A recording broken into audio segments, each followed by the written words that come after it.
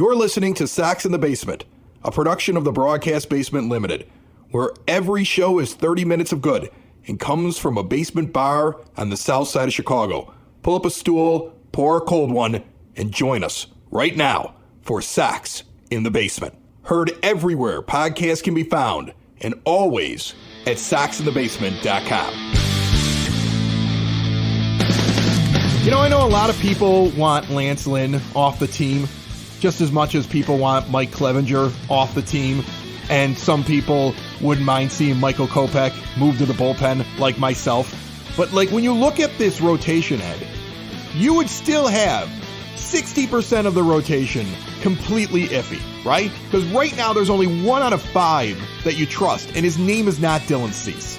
Who would have thought it wouldn't have been Dylan Cease that you would have been trusting this time of year? You'd be sitting there going, I don't know what to do about Dylan Cease. I mean, I could understand sitting there going, hey, Lance Lynn looks like he might be at the end of the road here, and I can understand Mike Clevenger didn't pan out. And I can understand the Kopech thing, too. Yeah, actually, I can. There were signs that it was possible that he wasn't going to be a frontline starter and maybe at best a 5th starter. And if everybody else was going along really well, if we had several guys in the rotation that were going deep in the games, you'd be able to put up with Clevenger, and your bullpen would be able to cover for him, and maybe he just wouldn't be a guy that goes very deep into games, but he's a 5th starter, essentially a long reliever that starts games. If things were going well in other places, it wouldn't affect you so much. But, I mean, like, this is the hand that we're dealt at this point with the team, and this is a team that should have taken 3 out of 4 at minimum from the Royals, and they couldn't come close to it. So, I mean, it's extremely disappointing because you see the possibilities. I mean, Yoan Moncada's coming back this weekend. If he hits, that's good news. Right. If he doesn't, then whatever. I mean, look, he's better than having Hanser over there at third base, I think. Oh, exactly, yeah. I mean, and Jake Berger, he's going to go on a rehab assignment. There's always some positives to be taken here and there. I mean, Yoan Moncada could come back. He could hit. He could look like the guy from the World Baseball Classic. Remember that? Remember we were so excited about how he looked? I know. Then we got like a week of him or something like that, right? Or 2 weeks? Right, I don't remember how many weeks we got. It wasn't a lot of weeks. And then he was injured. Weren't enough weeks there. If this White Sox team wanted me to believe they were going to dig out of the hole that they dug themselves to kick off the season, I expected 3 out of 4 from the last place team in their lowly division. And instead, they lose 3 out of 4. They dug the hole deeper. So, as we say at the beginning of every show, it still holds true even more today than maybe yesterday. Fire Rick Hahn, fire Kenny Williams, fire Chris Getz into the sun for lack of player development, and Jerry Reinsdorf, please sell the team. Let's just get it out of the way. And you know, if I would have bumped into them on the field at guaranteed rate on Wednesday, I had decided I was going to say it right to their face. What's the point of doing it on the podcast if I'm not going to say it to their face? But I did get on their field on Wednesday. It was incredible. That's the first time I've ever been on the field at the rate. Yeah, well, it's not like it happens all that often, right? Where they let fans on the field. I mean, once or twice a year, 1 or 2 events. Well, I didn't get in because of the White Sox. I got in because it was a Miller Lite event, and then I was the guest of Cork and Carry at the Park, the wonderful, amazing, proud sponsor of Sox in the Basement that got me on the field, got me in the dugout, got me batting practice at this event. Batting practice. I got the field fly balls in center field where Luis Robert stands. Like, I had a blast, man. I brought my glove. I was like a little kid. I was throwing, just throwing the ball around in the outfield, just warming up before the event got started, where everybody's going to get some batting practice and fielding some fly balls, and I could walk through the bullpen and the dugout, and I've got all kinds of cool stuff that I saw, and I got to check out where the scout seats are. I know I brought that up on the last show, not even knowing I was going to this. Like, I found out on Tuesday night that I could go to this, and I just got rid of everything on my schedule. I laughed. My wife was like, "Oh, we got to go. What about the kids? And they've got games." I'm like, "Ha ha ha ha! I'm not going to be there. There's no way I'm passing this up. It ain't happening." The kids can stay home from school and miss a game. I don't care. Like I don't care what happens to the kids tomorrow. This is Dad's Day tomorrow. Like I'm going to the ballpark, and I think every single one of you would have done the exact same thing. But I got in there as the guest of Cork and Carry at the Park. Make sure that you're out there pregame. Just an incredible spot for pregame, and you can bring the family by, get some good food. They just have just such a high level of cuisine that they put out for essentially a pub. that has an incredible bar, an award-winning menu, the spirits, the wines, all kinds of craft beer on tap, and then afterwards it's a big party, win or lose. Sox fans come together in the shadow of the ballpark at 33rd and Princeton. But I was there, I was a guest, and I got to go to this event. It was really for I think it was for bars and restaurants that sell a lot of Miller Lite. I think that's what it was, right? So right, yeah. I mean, Miller Lite's picking their guys that are making them money. Right. But I mean, I met so many people there that didn't work at a bar or restaurant. They were the guest of the owner of the bar or the restaurant that got brought along. So I wasn't the only one that was in there. And of course, I put the Sox in the basement shirt on because I can't help myself. I'm like, well, I'm taking pictures. You have to. Yeah. Yeah. And then I just kept getting worried I was going to get hit in the back of the head by somebody when they realized I was in the building. Well, you didn't drink Joe Boo's rum, so I wouldn't worry about that, right? Some of the things that I noticed right away. In fact, one of the things that really stuck out to me, like in my journey, I walked around and looked at every crevice of the ballpark that I could from field level. I went into the bullpen. I went into the White Sox bullpen, and it is interesting to me that they have a flat screen TV in there where they can watch the game live.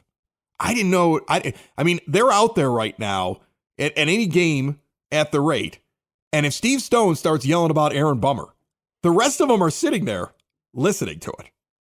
Like for a moment, I thought to myself, maybe they should unplug that and take that away when the team's not doing well. Because if you're watching the commentary of the game while you're sitting in there waiting to be called to take care of the guy that's struggling on the mound, that could mess with your brain, don't you think? But they have it. It's like there's like a little side room that has like buckets of like chewing gum in case they want to chew gum and buckets of sunflower seeds. And it's like this little hidden area that's underneath where the pitchers are standing. It's like a little room off to the side, but they can sit there and be looking out on the field and then look off to the right and listen to and watch replays and stuff like that and hear the commentary during the game. And I was like, it's such a high pressure thing. Why would you want them to listen to some of the stuff that might get under their skin? Am I crazy for thinking that? Well, I think it's probably there not so that they can listen to Steve Stone criticize them. It's probably more so that they can see how the strike zone is looking and how batters are reacting to certain things and get a better feel for it. Because let's face it, from the outfield, from that perspective, whether you're on the field or not, it's a little bit harder to see what's going on. And frankly, if Steve Stone is saying that Aaron Bummer's leaving the ball up and he's going to get hammered if he keeps doing that, I don't think that that's going to get under the skin of the other relievers because they're probably sitting there going like, yeah, Aaron, listen to Stoney. If you keep leaving the ball up, you're going to get hit. Oh, well, there it goes. It's one of those where I don't think that they take that criticism and sit there and go, I better do better, or I got to do it. I got to do it differently, or Stoney's going to say mean things about me. First of all, some of them probably, don't pay attention to the audio anyway. They may not have the audio on. But the other part of it is that I just imagine that even if they do hear it, they're probably sitting there going one of two ways with it. One, it's Steve Stone. If he's saying something's messed up and you got to do it differently, maybe listen to the guy. He kind of knows some things. It's like an extra coach. Yeah, he really is. And two, really, even if they're critical of the bullpen in general, they're critical of the team in general. I don't get a feeling that this team is so self-unaware that they don't realize that their ERAs are bloated and their whips are really bad and they're giving up too many hits or walks or stuff like that. My guess is that they're probably hearing it not for the first time. I just thought it was interesting that they could watch it back there because I didn't see another TV in the visitors' bullpen, and there aren't TVs in the dugout. So I just found it interesting. There's a group of players that are sitting there watching it. And like, I'm sure there's TVs down in the clubhouse and there's video review and all that other stuff. But like the live feed that's on television that we're watching, the idea that there's at least a group of Sox players in the bullpen theoretically watching that at the same time we are. That just kind of fascinated me. What also fascinated me was that the dugouts in the bullpen, like you think that it's going to be some fancy thing, right? I've seen like Park District dugouts and bullpens that are fancier.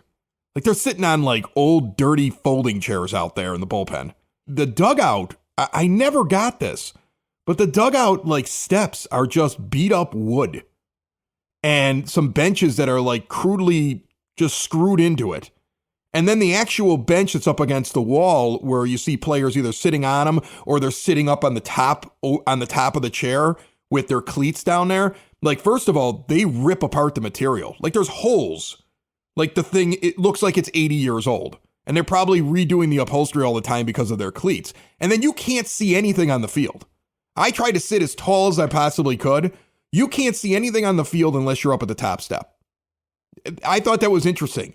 Like, a lot of these guys, they sit and they look like they're looking out at the field. But in reality, it doesn't line up very well to do that. Now, maybe a guy who's, 10 inches taller than me, and some of them are, can see some of it, but they're having a hard time viewing the entire game, even when they're sitting up there. That was also something that struck me. I always felt like when you see them like sitting up on the top of the benches and looking out on the field, they're doing that because they have a clearer view of it and that they can see everything from their dugout. There's a lot of obstructed view when you're in your dugout, which kind of shocked me. Well, they did that so that they could justify charging the players less for their tickets to the game. Maybe that's kind of a nod to the history, right? The dugout is supposed to be this dirty, crappy place where, you're not really all that comfortable because you're there to play a game and win a battle, damn it. But that's what it was like. And to me, it was strange. Now, on the other hand, I had an incident. Before I tell you about the incident. Oh, wait, you had an incident? I had an incident that I'm a little embarrassed about. And in my mind, I'll never be able to watch a White Sox broadcast or look at the dugout in the same way again. But what did you do? Before I get into it, I want you, if you're looking for an exterior window, door, patio door, storm door, I want you to make your first stop Window and Door Superstore of Oak Forest. They're not coming into your kitchen or your living room and using some high-pressure sale tactic and telling you this is the price until I walk out the door and bringing you these tiny, dingy little examples. No, you go into the showroom. There's no pressure. They show you everything, nothing in magazines and books and catalogs. It's right there for you to see and for you to pick out and see in examples inside of their large showroom out in Oak Forest. Owners are in showroom. Owners are on site. All their own installers that work for them. They've been around for 40 years in Oak Forest since 1985. Everything's custom made so it fits perfectly. They're a half block east of 159th and Ridgeland at 6280 159th Street. Learn more at windowdooroakforest.com. So at this event where there's batting practice, right? And I got to go in there and hit. And I got a new batting practice guy. Like I was his first victim. Oh, okay. Like Danny Pasqua was out there throwing and his arm started to fall off, I think. And he was like, that's it, I'm done. So they bring in some other kid to throw. And he was just somebody that works for the Sox. And everything he was throwing was at my knees or below my knees, likely not even crossing the plate. Like I kept backing up and trying to swing because I want to hit something, right? Like I'm not taking pitches. That's the whole point. Yeah, you're not taking walking practice here. No, I want to hit something. I'm never going to get to do this again. That's what's in my mind. I'm going to get 8 pitches and I want to make contact. And all I'm doing is basically fouling them off or hitting like weak grounders because I'm falling out of the box. And I'm not a very skilled person to begin with, right? I didn't play college ball. There were a lot of guys there that played like college ball. And I was like, and they could hit. There were guys that were at this thing that were hitting them to the track. Nobody got one out during batting practice. And all I was proud about was that the last one, which unfortunately is not caught on camera if you watch the social media, because then they were taking pictures instead of video of me. The last one, I hit a legit single. Okay? I want to say it would be a double if I was fast, but for me, it was a legit stand-up, trot into first base, make that little round single that there's no way, however deep Tim Anderson's playing, that he gets to that drops in the gap in left center field. It was a rocket off the bat. Last one I hit, rocket off the bat. That's all I wanted. What was your exit velocity? I don't know. What was your swing angle? I don't know what it was, but it was a rocket. It was probably at the perfect angle for a home run, but I'm weak, and all I was going to get is a single. Like right now, I would think that if the White Sox signed me, I could at least deliver a Romy Gonzalez level of hitting. Okay, I could do a Lenin Sosa level of hitting right now. So is that like just above Billy Hamilton, or is that? I don't know. I don't know. I mean, Billy might be able to produce more because he can lay down a bunt and he's got speed, and I don't. Right. So I mean, I'm just saying where I would probably fit. What I'm saying actually is like if you ever play 16-inch softball, and you used to be able to just kill the ball, and then you get to an age where now they're catching it in the outfield. And then you get to that point where you're just hitting those dinks, like right over for base hits. That's what I'd be. I'd be a base hit machine. Nothing but singles is what I would be. Singles and strikeouts. My 3-2 outcome would be single, strikeout, hit by pitch. That would be my 3-2 outcome. So, I looked real ugly new out age there. Adam Dunn right there for you. I looked ugly out there compared to some of these other guys. But anyway, they had food there, they had beer there, and so there was a point where I just went exploring, and I just wanted to kind of take it all in. And they made a rule, like you couldn't bring food or beverage on the grass, but you could bring it into the dugout. So I go and stand in the dugout. And I decide after I'm there for a little bit, I'm going to stand right at the top step. I'm going to stand where Tony La Russa has stood. Pedro Grifol stands right now. And, does it say Tony and Jerry slept here? Jerry Manuel and Tony. We'll go with when Ozzie Guillen was standing there when they were winning a World Series. Like I'm standing right up there on the railing where the manager stands. And I'm leaning there with my Leinenkugels, okay, because I wanted to have a summer shandy because it was a beautiful day. And I'm leaning there with it in both of my hands. Both of my hands, clutched in my hands, and I'm looking around the ballpark. And as I mentioned earlier, when I was out there playing catch, I was so in awe of where I was at that every once in a while I would just sail a throw. And then I'd apologize to the guy. I'm like, I don't know, man. I just looked around as I was throwing the ball, and I lost track of you because I'm like, oh my goodness, I'm standing on the field. Like I was such a little kid. I was like, oh my goodness, I'm standing on the field. Like I would just forget how to do things because I was standing on the field. So now I'm standing there and I'm thinking about it. I'm like, look at this. This is where like Ozzie Guillen stood, in 2005, right? Like there were moments here where he's standing there and I'm looking around the stands and I'm imagining the place packed and like I'm zoning out, right? And I'm just in that moment. And in that moment, as I'm doing it, I completely forget I have the beer in my hand and the beer starts to slip and I grab it real quick and I spill beer all over where Pedro Grifol sits. I spilled beer in the dugout. Oh, no. I mean, I soaked it, too. I dropped a half a can of beer. Oh, no. Right in the dugout. Nobody saw it, too. It was amazing. Like, everybody was looking towards the field. They were doing batting practice. Well, thank goodness you're not saying anything about it on the internet. I totally spilled beer in the dugout. If you ever look at a game now and you see Pedro at the top step, Chris Lanuti spilled beer there. And I'll never forget it for the rest of my life. Every time I go to a game, I'm like, I spilled beer right there. I spilled it on the railing. I spilled it on the seat. I made an absolute mess of myself. I tried to wipe it off my glove, and then I just walked away real quick. That's... I mean, like, now maybe they go on a winning streak. Like, let's say they get back home, and they go on a streak, right? I want to take credit for that because I spilled beer in the dugout. Well, that's when the playoffs start. You need to go back there and spill beer in the dugout. Right, but if they lose, you can't blame me because they already lose so much. See, so to me, it doesn't hurt me to say that I did it, right? And they're probably never letting me back in again.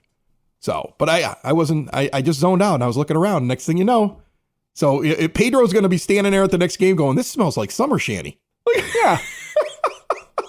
Hey, it's fruity yet hoppy. Well, no, it could have been worse. It could have been worse. You could have been zoning out in the bullpen and dumped it on their TV, and then they go to turn on the TV, right, in their nenext home game, and they're like, "Hey, why is this working? What's going on? We can only get WTTW on this thing now.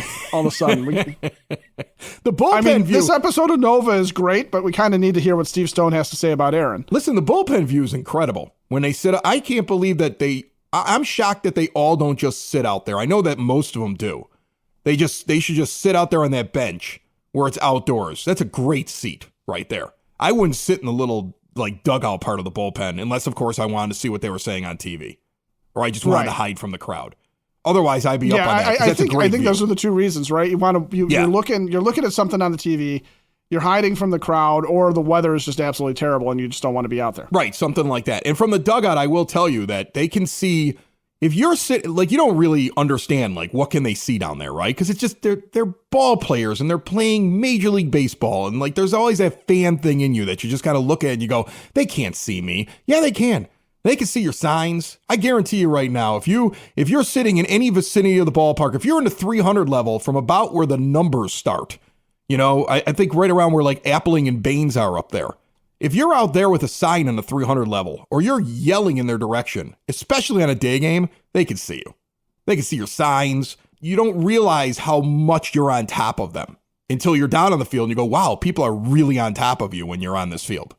It is a thing, And now other observations that I had, there's no consistency in the outfield wall. There are a couple of panels of the outfield wall. This is what a nerd I am. I walked along and I just started banging my shoulder off the wall. I want to know, like, does it hurt? Right? I hit one section. You wanted to see if you could Eloy yourself or if you could Aaron Rowan yourself. Well, I went right? and took a picture by the thing that says the catch where Dwayne Wise made his play. Yeah. I went and took a picture. I had to be there. I had to go stand there. I had to throw my glove up. I had to pretend like I jumped for it. People are probably looking at me out there like, look at that weirdo trying to take a selfie of himself jumping up against the wall. That was me. I didn't really care what anybody thought. You didn't ask somebody to take the picture for you? You were selfieing? No, I was selfieing myself. Oh, God. Sox in the Basement listeners, do the hard work. And if you're a hardworking man or woman on the South Side, you need to be outfitted properly. And that's why you should visit Red Wing Shoes in Evergreen Park, New Lenox, and Geneva. A work boots specialty store that carries sizes from 6 to 16 and feet as wide as 4E. A 115-year-old company that came out of Red Wing, Minnesota. And one of its largest stores in the entire Midwest is in Evergreen Park, Illinois, ever since 1976. When you're on your feet, the footwear is everything. So why not get an expert fitting? They warranty, repair, and offer free conditioning with laces. And they also carry Carhartt work clothing as well. Located at 3347 West 95th Street in Evergreen Park, Illinois, at 208 East Maple Street on Route 30 in New Lenox, or at 1749 South Randall Road in Geneva. Visit them today. You work hard. You've earned it. Red Wing Shoes. Parts of the wall have a lot of give to them. Like in left center field, it almost felt like it was hollow, like I fell into it and it kind of bounced back, right? But in like dead center field, it's like you're hitting brick. It's such a difference, and it's weird to me that there isn't the same consistency. Well, but isn't center field? Aren't there doors and stuff back there? Like, isn't that the part of the wall that opens, and then everything else is just padded over the chain link because they were afraid Aaron Rowan was going to like grind his face off running into the fence? Well, yeah. Well, it's all pads out there, and they had the doors open for the event, so I was checking out the parts that weren't part of the doors. But I mean, there's really no give there. And there's really no give out in right center. There was only one area where I felt like a lot of give in the, like it was done differently in that section. And then like the bullpen bar now, what is it? The Miller Lite Landing down there on the field. The fencing has like no give.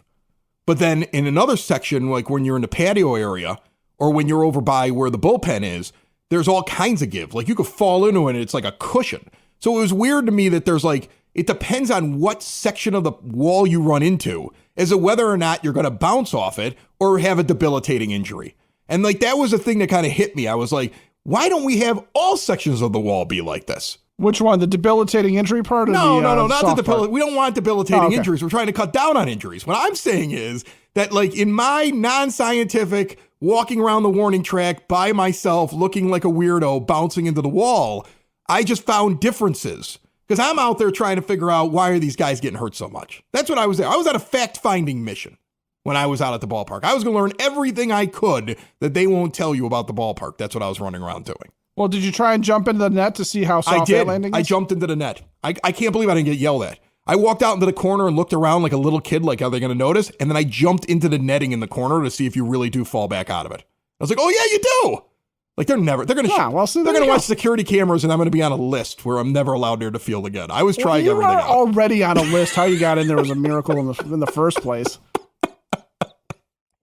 Now, also something that I learned, I didn't understand it because I'm not somebody who's ever been in scout seats. Like I think we all see the scout seats and we go, I wonder what those would be like. And they're really expensive. And I learned a few things about them. From what I understand, they're pretty amazing. Well, no, I sat in them, and here's the thing. The first couple rows, there's people's names on the seats or on the trays next to them, and they have individualized trays. Like, these are the elites. They're in the first couple of rows, it looks like. That's my guess, looking at the names that are printed right there on, like, their seat, like on the tray that's next to it. Like, this is so-and-so's seats. And then as you move your way back, they don't have the little trays, and it's almost like there's two different classes of even scout seats because some get the funny trays and some don't. But you have that thing that's over the entrance, and it's like the pitch speed and clock and all this stuff that's up there. They got like some equipment up there in the netting. When you're sitting there, it will block your view. Like I sat down in a seat in the scout seats, and I'm thinking to myself, like somebody's going to spend $300 some for this seat or more. And you sit there and you look over, and I can't see third base. I can't see third base, where the third baseman be standing because there's a big piece of equipment there. So I did find that to be kind of interesting. And then I always had the impression that the bar was directly through that tunnel. Like, you know how you see people walk down and you've always seen pictures of the bar? They'll always be like, oh, get scout seats and there's a bar there. Well, it's not right there. You actually have to walk through a little tunnel, past the umpire's room where the umpires are at. I saw where Kenny Lofton crawled through. I saw that area there. You actually walk through that. And remember when Kenny Lofton went and got the bat back for Albert Bell in the 90s and he crawled through the ceiling? You could actually... Actually, I thought it was Jason Grimsley. I thought they sent a pitcher to go do it. I don't remember. I thought the folklore was Kenny Lofton. Whoever it was. Somebody went through. You actually walk through right in that area where the umpire room is, and you see where they probably climbed through the ceiling above it and everything else. But anyway, you go out into the tunnel area, and the tunnel area connects all the locker rooms or the two clubhouses. So you may run into a player or an umpire or something like that, but then you got to walk 100 feet or so down into another room. Then you walk through that room where the bathrooms are. Then you eventually find the bar. I was like, if I ever went to the bar during the game, I'd miss a half inning to an inning of baseball. So you're kind of reliant on the servers. I never got that till I was down there. Like, Dad was like, do you want to be in the scout seats or do you want to be in that 200 level club that's right behind home plate? Because he told me for my birthday that's what he wants to do. And I was like, that's awesome. Go to a game with Dad, do something we would never do inside the ballpark. And after seeing the scout seats, I'm actually leaning towards the thing that's in the 200 level now. Because I was like, we would never, except for at the beginning or at the very end, I would never go use all the cool things that are back there because I wouldn't want to miss an inning or so of baseball. So I picked that up when I was down there as well.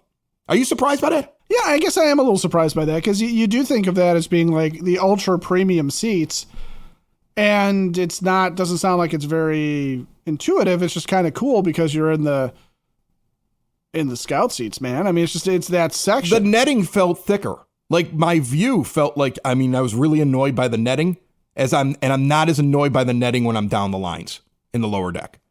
It just, everything felt more clumped up. So yeah, it was surprising to me, you know, it was like, I was like, oh, the seats are really comfortable. You know, you are right there on the action.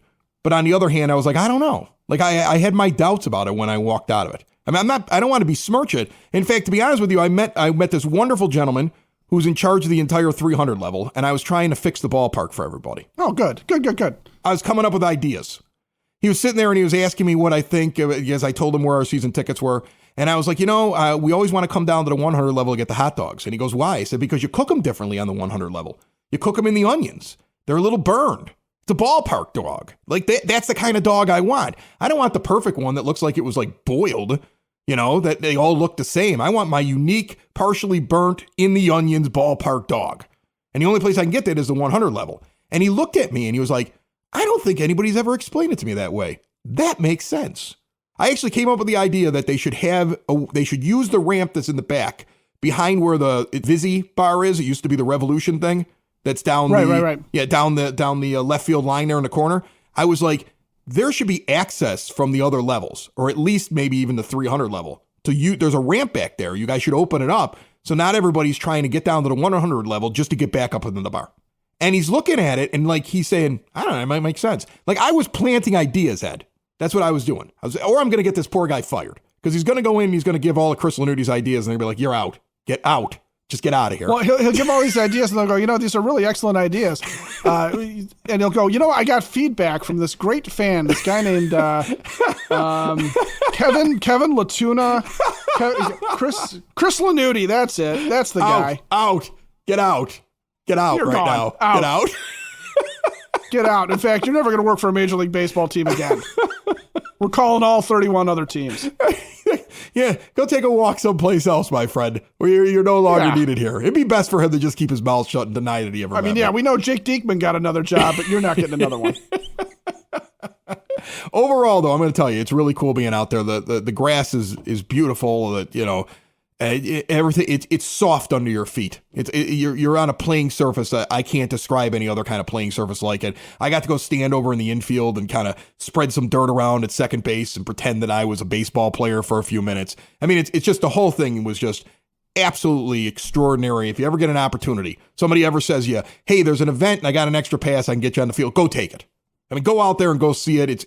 It's eye-opening Like, exactly what they can see, where they're sitting at, how their view is, the communication that's probably going on the field with everybody, just the whole thing. It to me was just extremely eye-opening. And then I had my one legitimate hit, caught a ball in center field, and walked home with a 10-foot smile. And it was awesome. Now, a guy who's returning to that ballpark before we get out of here is Jose Abreu. And our look at Jose's return is brought to you by the Village of Lamont. Want to experience a downtown with real history, great eats and drinks, and green spaces filled with adventure? Visit the Village of Lamont. Shop, dine, drink, explore. Their 150th anniversary is happening this summer. They got a 3-day thing going on, including a big festival in June. So many events coming up, a barbecue festival. Learn all about it at lamontdowntown.com. And they're going to be doing one of those video packages and thank you, Jose things. And it struck me as he deserves it. 100%. He deserves it. I don't care how his season's going. I don't care about what happened when he was here, that the White Sox didn't really do anything. I don't think that was on him. That was on the front office. That wasn't on Jose Abreu. On the other hand, they haven't exactly done anything since he's left either. No, they haven't done anything since he's left. On the other hand, it will be weird to watch a video package where there isn't a massive moment that you're sitting there saying, oh, this is when Jose Abreu hit his 400th home run, or this is when Jose Abreu, helped win that playoff game, or this is when they won a series, or they don't have a lot of that, do they, in his time, because of how bad they were and how much they fell short over the last couple of years. Yeah, you're not going to see a lot of, you're going to see a lot of Jose Abreu hitting home runs, getting a clutch hit. You'll hear, you're going to hear some Hawk, you're going to hear some Benetti, you're going to hear some Len Casper, you're going to hear some Farmio, calling these big moments that he's had that were ultimately small moments because they didn't amount to anything in the grand scheme of things of the team being really super successful. And it's kind of an old story in Chicago sports, really, if you think about it, for a lot of teams, but the Sox in particular. You really just have the 2005 roster that you can sit there and say you have that moment of, Konerko's grand slam or Scotty Pods walking it off or, whatever. With Jose Abreu, it's going to be just a lot of those moments where when you were at the ballpark or you were watching on TV or you were listening on the radio, and it was a Thursday night game and Jose had something clutch happen, or, it was a Saturday night game and he led you into the fireworks or something like that. It just, good moments, clutch moments that as a fan you enjoyed at the time. But yeah, it's going to be weird because you're not going to see him holding up a trophy. You're not going to see him really with anything that you sit there and go, that moment was indelibly etched in my mind, because as you said that, I'm sitting there going, I can't remember a single Jose Abreu moment. I can just see him in the batter's box. I can picture his swing, and I know that he had moments where you sat there and went, Abreu, yes! Yeah, right. That's all I have. There's not going to be a moment where, he catches a ball over at first base and there's, a massive celebration and everybody's jumping around. That'll be missing from the package. And that's right. That's on the front office. He doesn't get the Josh Fields moment for the Mark Burley perfecto. Right, exactly. That's on the front office. That's 100% on them. Now, here's one other thing I want to ask you before we get out of here. Prediction. I believe, and I'd have to ask Sox Nerd next week if this is true, I believe he's been hit by a pitch by every Major League Baseball team except for the White Sox. Right? Wouldn't you think so? Doesn't he get hit? He gets hit by a pitch. Nerd would know that one. Right? Hasn't he been hit by a pitch by, I would guess, if somebody held a gun to my head and they said, has Jose Abreu been hit by a pitch by every team in Major League Baseball? I would say probably. I would say, I would feel like that's a distinct probability. He takes a lot of hit by pitches. Maybe there's an outlier out there, but maybe, yeah. It would be, it's almost like an inevitability. He comes back to his own ballpark, gets hit by a pitch. It wakes him up out of this terrible funk since he started the season. And then he has a walk-off. Well, he can't have a walk-off, but he has a big moment for the Astros, the way that the White Sox are playing. That's what I'm kind of expecting this weekend. Well, let's face it. He's facing White Sox pitching. He doesn't need to be hit by a pitch to be woken up this weekend. Sox in the basement. Sox in the basement. Sox in the basement. Sox in the Basement. Heard everywhere podcasts can be found, and always on soxinthebasement.com.